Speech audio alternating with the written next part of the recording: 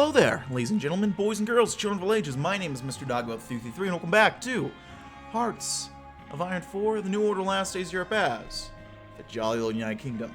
Last video, before I left, I didn't even comment on the last video, but I noticed something big. I was looking at this, and this actually helps a lot. To help explain what's going on here with the corporations. So I'm not quite sure if... Well, I gotta start my timer real quick.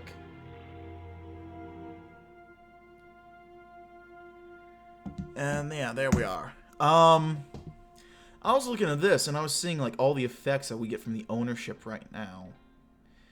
It actually looks quite interesting to me, I gotta say.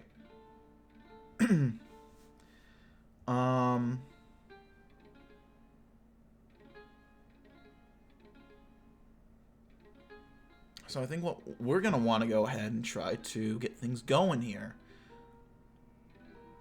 So Volkswagen. Some more private stuff might be nice. So we can do some regulatory enforcement in the Midlands there. Then Wales. I wouldn't mind doing some contract permits over here.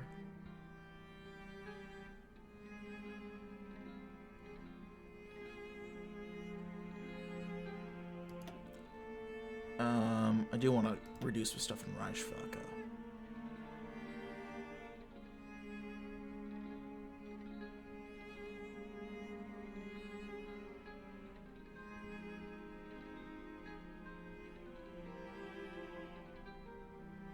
Let's reduce the influence in Reichsfaka and Wales. We won't just do blatant sell-offs. But we'll contract some permits out. Deutsche Bank.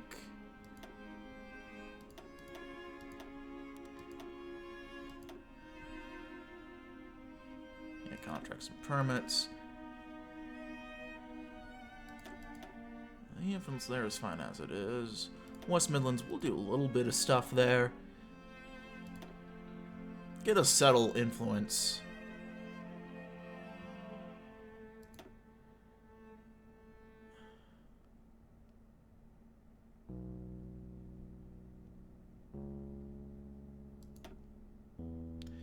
Although, is that actually... I don't know if that's actually helping increase Deutsche Bank stuff, I'll be honest.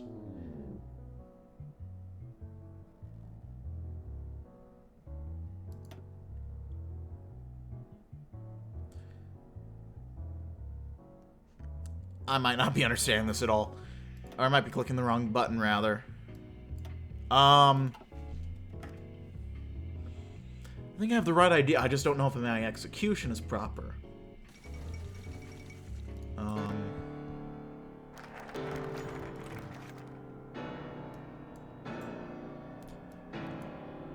gotta play Japan one of these days.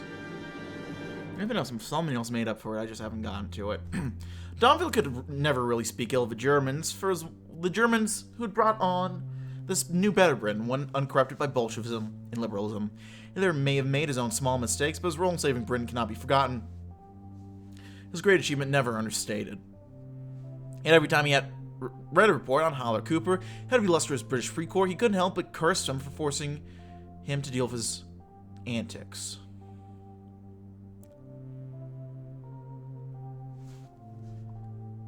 They're talking about Colin Jordan here, but Haller Cooper...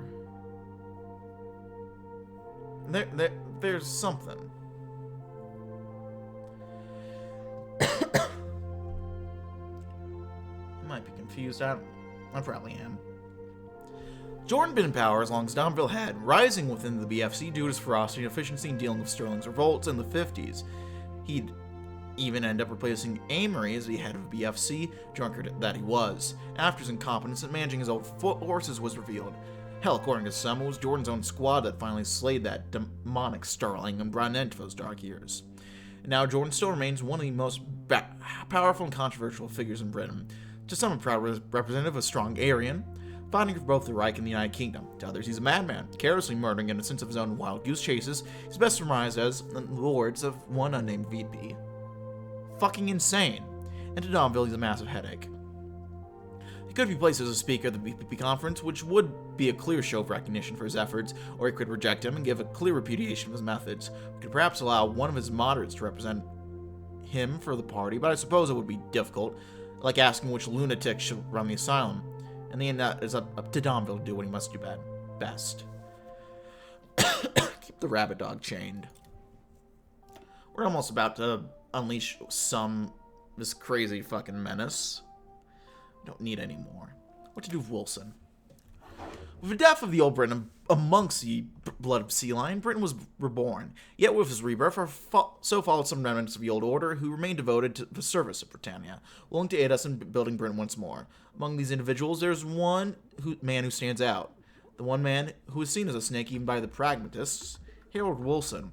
Wilson, since the end of the Second World War, has rapidly risen through our government, filling each job assigned to him with extreme competence. And like so many of his contemporaries, Wilson's motives remain a mystery even to this day, Butler himself even viewing him with mistrust. With the BPP conference coming up, we shall have to decide whether to aid in the rise or crush a snake under our heel. I'm still not sure how I feel about Wilson being a collab. Civil Rights Act is 63. Good on you, tricky dick.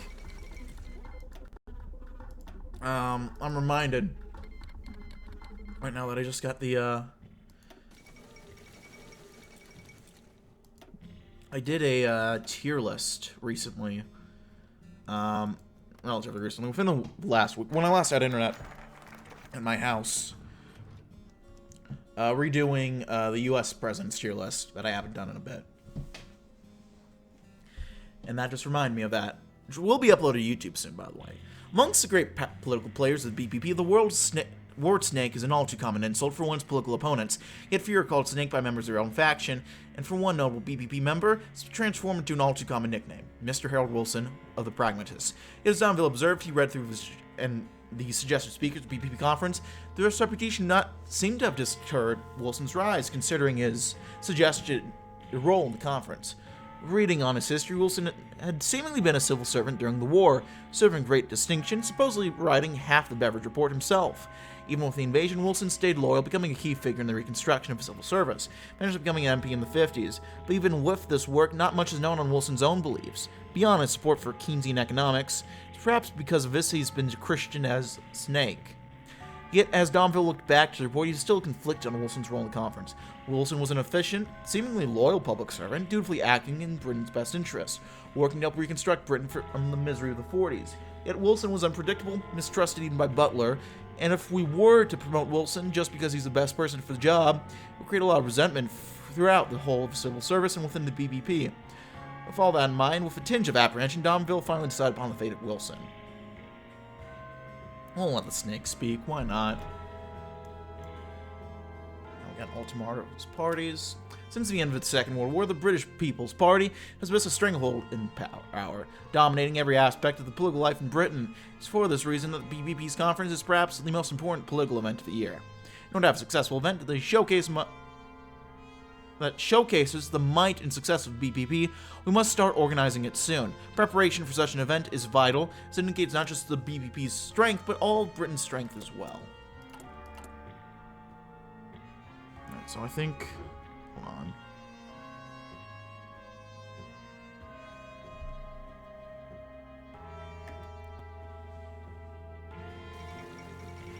Oh, Farouk is dead.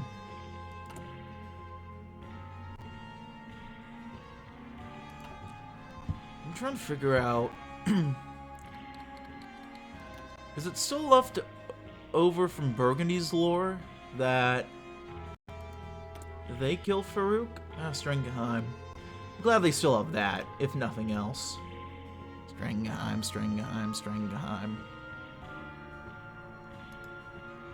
I'm glad they kept that little bit of lore for Burgundy. if nothing else, you know?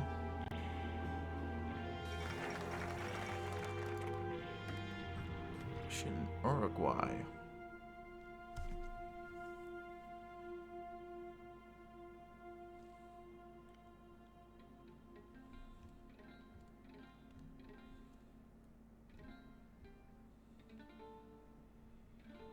Oh shit.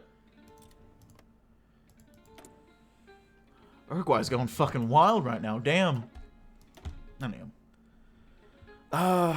Let's do the Conference of 63. The days are here, and it's time for us to gather in Blackpool and have our party conference. Since the great political shift of the economy with the invasion, our party has been a grand coalition of collaborators banded together to rebuild Britain from the devastation of the previous governments. Our leaders have walked a tightrope, balancing the desires of both sides of the party. Yet such an exercise cannot be sustained forever, and with this conference that this rivalry shall be put to an end. It shall be in Blackpool, where the future of our party shall be decided, be it with the ideologues of Fontaine or the pragmatists of Butler.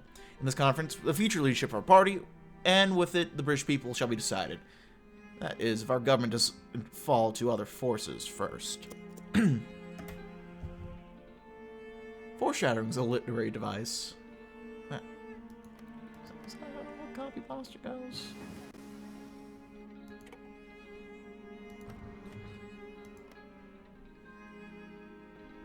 I was gonna do lore reading stuff, but I forget where we picked off last. Oh, based, fucking up Trujillo. New land doctrine? I can't. I cannot yet.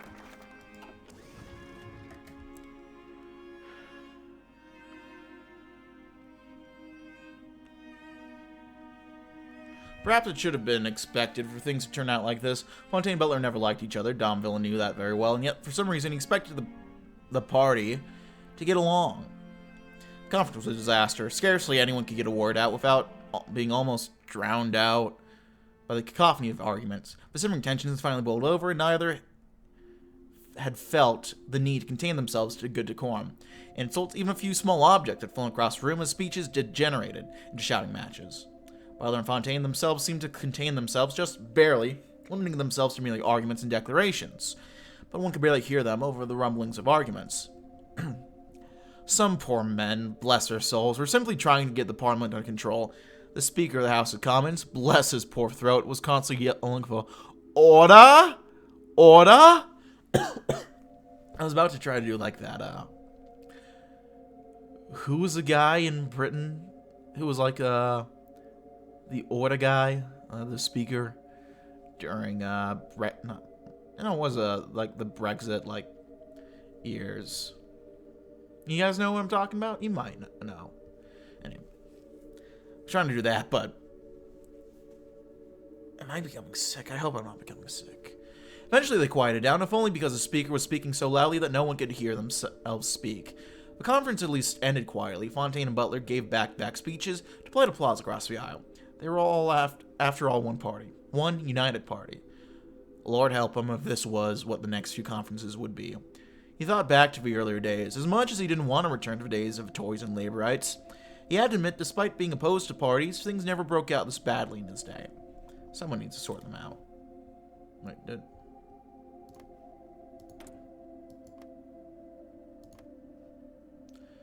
Wait, so they overthrew him.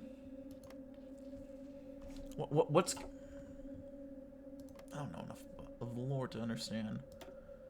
Well, we only have a question over the army now, so let's do it. Ever since our surrender, our military has been reduced to a ceremonial vestige of our once vast armed forces, forced to rely on the German garrison. The garrison, for 20 years, has acted as a backbone and sole means of securing the government's existence.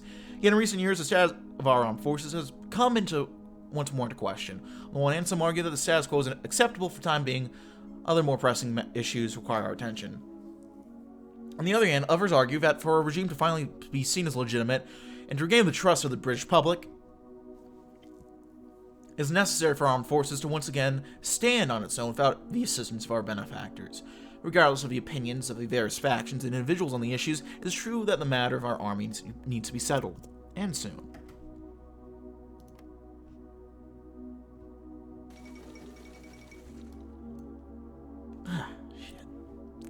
it is chilly. It has been snowing a lot here. I went to work on, it was Friday.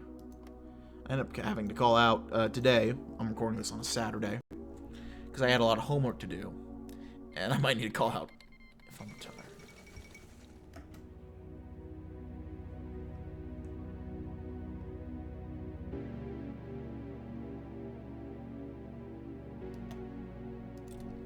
This is interesting. This is very interesting. I don't know if I've seen this before. We also have the Madagascar crisis, which I don't know if I've fully seen play out either.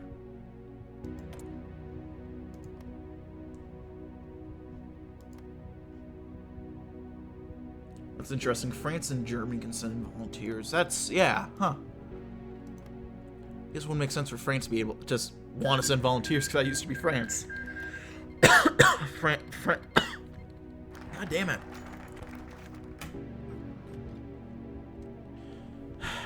Bill Kent hadn't come to town to get angry. He'd only come out of his bungalow to help his daughter Madge with the shopping. She'd protested, of course, but he really did need an excuse to work his old bones. Mind, he was hardly a spring chicken at the ripe old age of 72. But it was better than just sitting around all day. Madge had just finished telling him about how his second granddaughter had just gotten engaged to a nice lad from Liverpool when Bill heard a loud, echoing voice from the town square. Young lads of Britain, are you tired of your average lives? Would you like to serve your country? Then come over here and sign up to the British Army. We want you. A middle-aged man with a graying dark hair and a pencil-thin mustache was handing out leaflets emblazoned with what looked like to be a bastardized version of Lord Kitchener in a German army uniform. Beside him sat a rather severe-looking man at a table who was taking down names of what Bill found to be the most offensive part of his display, a queue of young men who were cluelessly standing up. Madge, who had long since known when to pick up on her father's mannerisms, swiftly moved to try to assuage him. Dad, come on. It's not worth getting all worked up about. I'll have a bloody please, Madge. Blood is disgraceful. Don't them lads know who they're really signing up to fight for? You were in the army for both wars. There's no point getting all angry about it. I was alright. Fighting against the bloody fascist scum that they're about to sign up for. Where's the fight in them? Don't even care what we fought for. Turned Scottish in the end. Madge sighed and shook her head. Come on, Dad. Shop's this way. And so the two walked past the recruiter, but not before the old soldier shot an utterly poisonous look at the man in the square. When they come for the young, it's all over. We got an encirclement over here, it looks like. And an encirclement here, depending on how you want to look at it. The Madagascar shit is interesting to me. I'll need to check that out eventually. Well, let's get working on... Let's do a support force of garrison. Despite what some amongst us may wish, as galling as it is to admit, the real military power on the isles lies within the German garrison. What's left of the British army is but a handful of recruits and equipment, and frankly, it's more trouble than it's worth. The most effective move would be to give control of what's left of the army to the Germans, supporting the garrison in its ventures. While some may perceive such a move as tethering the country even further to the Reich, I did not mean to restart that. Pause that. The wiser among us recognize that it would be a surefire way to integrate ourselves even further to our German benefactors, and their aid is something we cannot afford to let slip. With command and might of our twin regimes combined, Britain and Germany shall surely last 1,000 years. Hey, that's the name of the other mod. The other German World War II victory mod. About to make a joke, but what can I do? Anyway. Yeah,